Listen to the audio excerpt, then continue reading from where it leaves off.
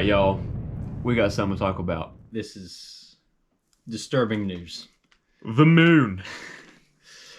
Very, very interesting on the Door Bumper Clear podcast earlier this week on Monday. Chase Briscoe, Noah Gregson are the surprise guests for the thing. And, it's towards the end of the video, and they reference, Chase Briscoe brings up, we have a waxing crescent at Texas. Yep. And Noah Gregson's like, oh my God, it's going to be grippy. Track's going to be grippy. And then, what's the guy's name? Bubba's spotter was like, what? What are y'all talking about?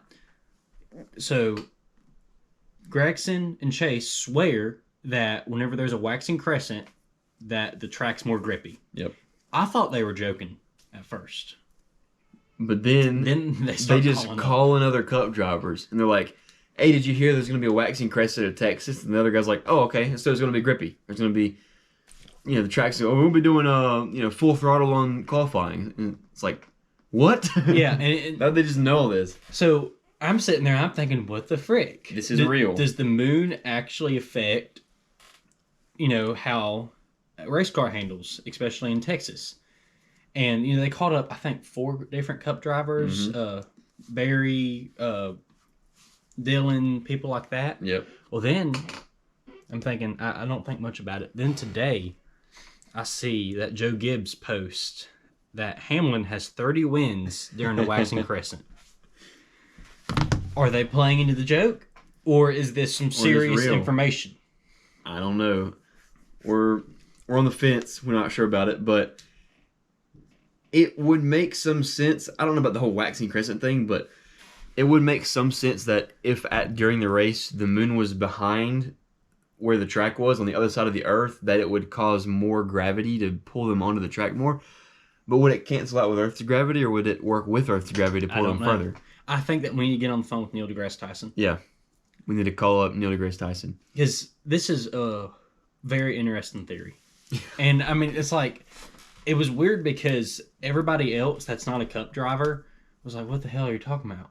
But then all the cup drivers that they called that was the immediate thing that they thought about. Oh, yeah, it's going to be grippy. Like, so does this mean... Did they plan this beforehand?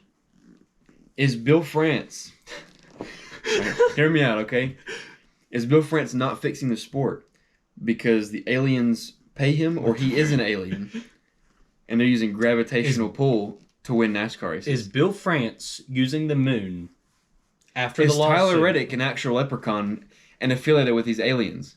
Okay. And that's why he's winning so many races this year. I think that Bill France is using the moon. He's controlling the moon because he has all the money in the world, because we pay him and all of our diecast to move the moon to allow Tyler Reddick to win. And then when Tyler Reddick doesn't have a good enough car to win, he gets on the phone with Cody Ware. Yep. So that's what that little switch is in his car. Yeah. And it has to be little. The lawsuit switch, it moves the moon and the to make him grippy. That only Reddick is doing this and not Bubba Walrus, because remember they're both part of the same team, is Reddick is the only one small enough to be able to reach the lever. Yep. The lever's like under his seat. So I think we've got this all figured out. Yeah. And if the moon lever doesn't work, then it's Cody Ware. Yeah. So the pizza guy. Probably at Kansas, the moon wasn't in the right place. Yeah. So Bill France couldn't control the moon. Yep.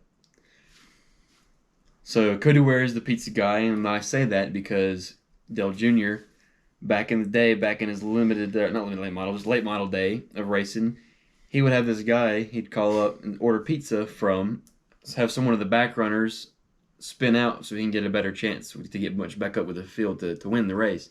And we actually know the guy that was the pizza man back in the day with Junior. So we're calling Cody Ware the new pizza guy because multiple races. Well, twice. Twice in recent history. Okay, twice in recent history where he's wrecked, just stupidly.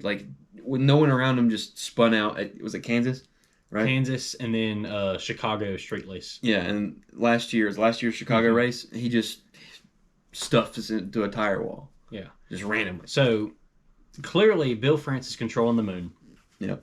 And if the moon doesn't work, they call on Cody Ware. Yeah. To just absolutely stuff it on the last lap or second to last lap. And that's how you win 5 out of the 10 races. Yep. Now that we figured that out, we can rest our souls, I guess. So thank you, Chase Briscoe and Noah Gregson, for leading us to this conclusion. Yep. The guys that work for NASCAR has single-handedly exposed NASCAR secrets. Yep. That's exactly what happened here.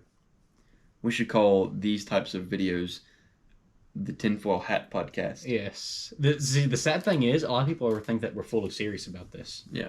Which we are.